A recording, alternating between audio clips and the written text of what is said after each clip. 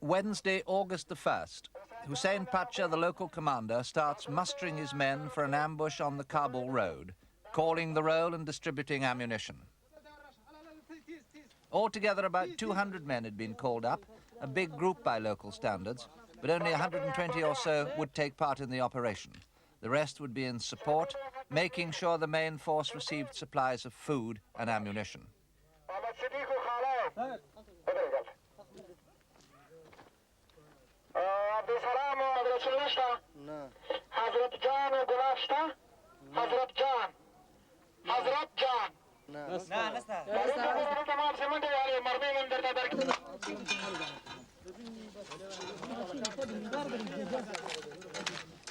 First, each man received a handout of 9mm ammunition for his Kalashnikov rifle.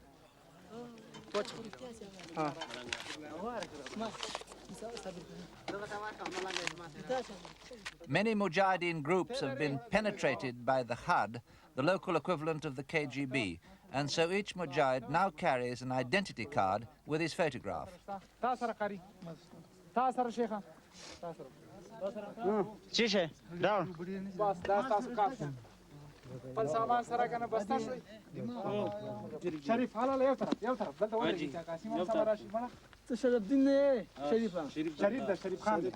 Basir Khan و حمدالله ودرېږي شاباس یو ځای بصیر و حمدالله بابرک و ملاجان شاباس ملا خلیل و افتگل څه شو ملا خلیل One of the problems the Mujahideen face is finding men skilled enough to be SAM operators. Few Mujahideen have any military training, although they all have a natural aptitude for arms, and few have much formal education.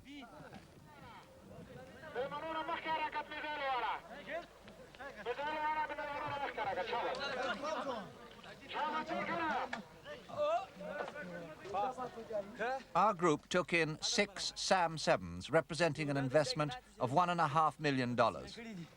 This is the SAM-7B, the latest version, a heat-seeking missile designed to lock on to an aircraft's exhaust. It has a range of 3 miles and a speed of 1,250 miles an hour.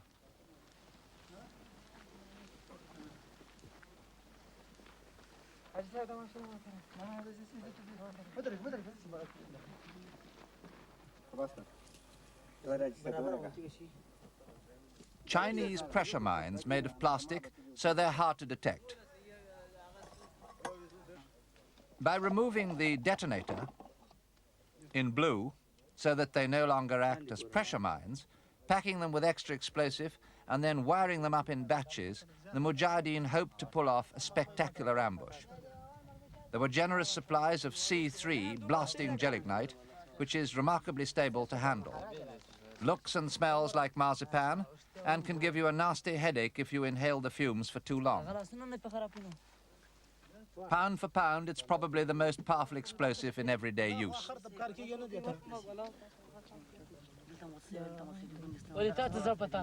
The plan here was to set off the mines in batches of 16 by remote control. It was an ambitious plan, perhaps too ambitious, and meant that each batch had to be wired together and then wired separately to a remote control exploder. I found myself reflecting, as on my trip 2 years ago, that although they may lack conventional military skills, the Afghans have a lot of ingenuity and are remarkably good at improvising.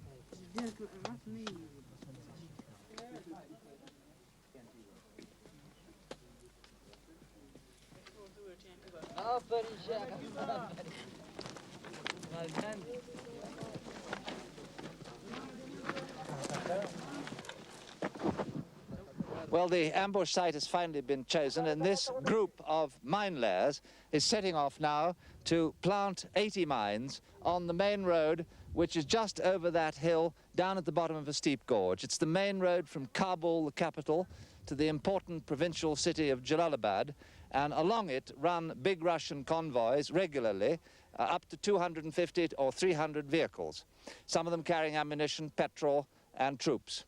Now today a big convoy went along that road, but the guerrillas weren't ready. So they're hoping there'll be another convoy tomorrow or the next day.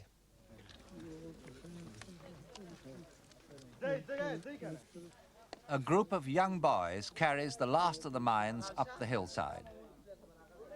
The rest of the force camps out at the foot of the mountain and prays for victory in the coming battle. Buoyed up by the belief that a place in heaven awaits the martyrs of the jihad.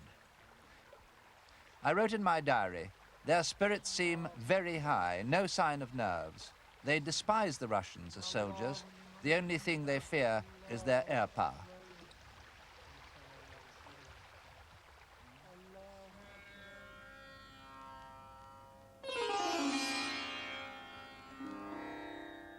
Dawn, Friday, August the 3rd.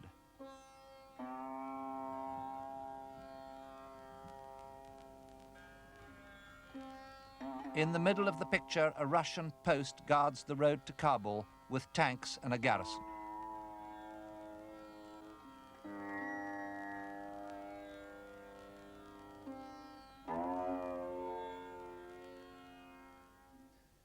Well, the ambush plans seem to have gone wrong.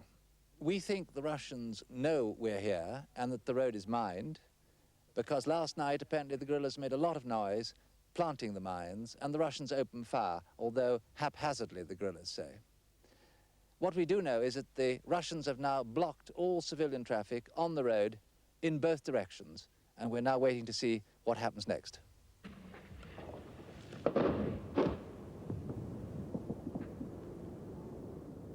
What happened next was that the Russians started to mortar the mountaintop where we were.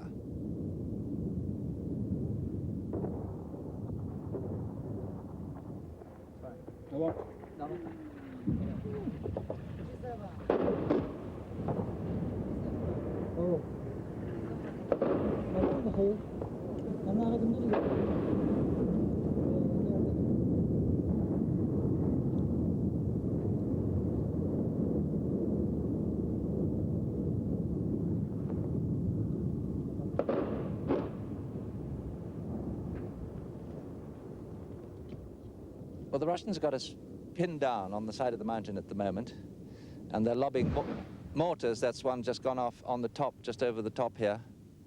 And down below us on the road there are 5 Russian tanks. We can't see them because the gorge is very steep. They're shooting back up at the Mujahideen positions with tank guns, the main gun, and also with machine guns. And the Mujahideen are shooting back at them with RPG-7s, rocket-propelled grenades, and machine guns.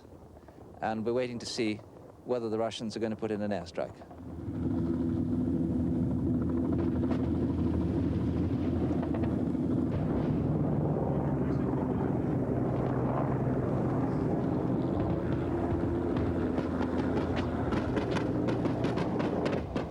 It came at noon. 2 Mi-24 helicopter gunships armed with rockets and cannon, flying too high for the SAMs.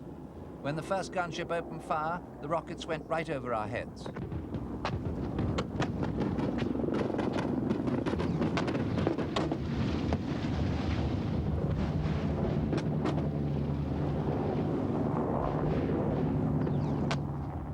Then the second gunship lined up and fired.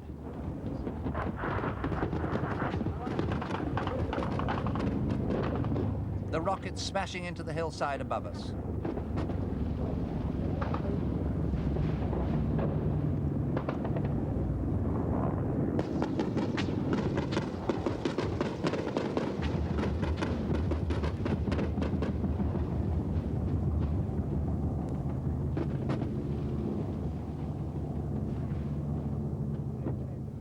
So the element of surprise having been lost and the ambush obviously not going to take place now, the guerrilla commander has ordered his troops, who've been down there in the gorge all day, to pull out tonight. It just shows you today's action how easy it is for the Russians to keep a grip on this road. They've got strong posts all along it, about 2 miles apart, from which they can rake the mountainside with heavy mortars and tank fire. But it also shows just how easy it is for the guerrillas, the Mujahideen, to cut the road at any time. Today they've stopped all traffic for the whole day and we don't know when it's going to start again. It shows you that they are in a very strong position to cut the road whenever they want to. And today, in fact, they have knocked out 2 tanks.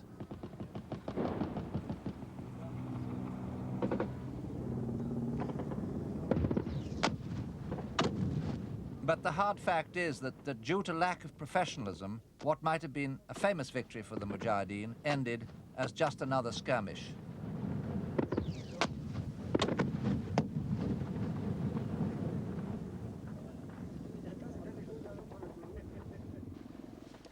Surprisingly, casualties were very light, only 2 wounded.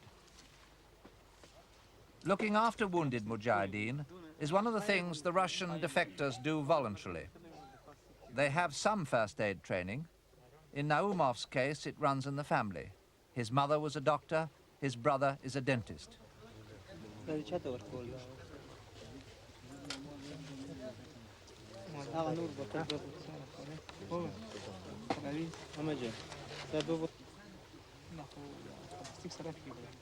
This man was wounded by pieces of shrapnel from a mortar. The Mujahideen have almost nothing in the way of medical supplies. A serious wound usually means gangrene and death.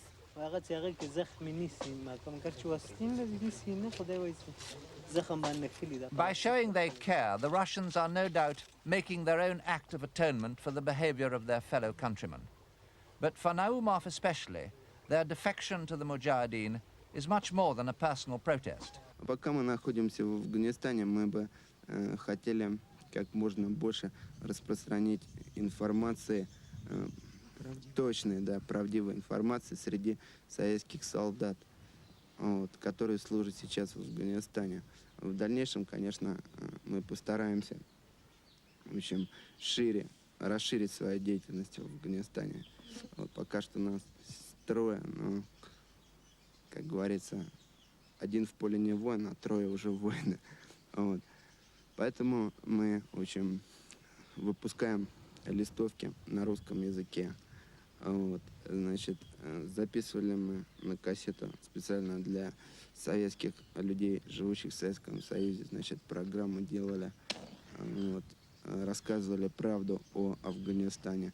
И много другой работы. В общем,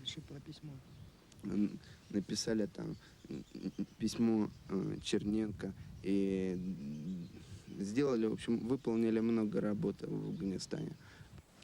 Можно привести очень много примеров о жестокостях, творящихся в Афганистане, о том, как советские солдаты, порой накурившись наркотиков, идут в бой и, не осознавая того, что они делают, в общем, творят они невероятно ужасно в Афганистане. Но практически за наркотиками, за употреблением наркотиков в Афганистане, в общем, никто из руководства, из военного руководства не следит, потому что это играет в какой-то степени на руку советскому правительству, советской политике. This village was bombed by the Russians last winter. 2 people were killed. The remaining 11 families fled as refugees, except for 1 man, Gul Mahmud. His family are all now in Pakistan, but he came back alone to work the land and to help the Mujahideen. Just below the village were 2 unexploded Russian bombs. Plotnikov, who comes from Moscow, was trained as an engineer in bomb disposal, and he offered to help get rid of them.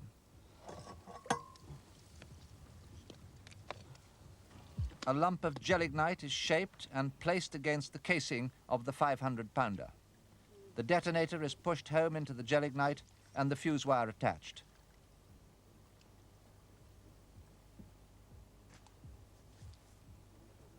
Plotnikov lights it and runs. He has a minute to get clear.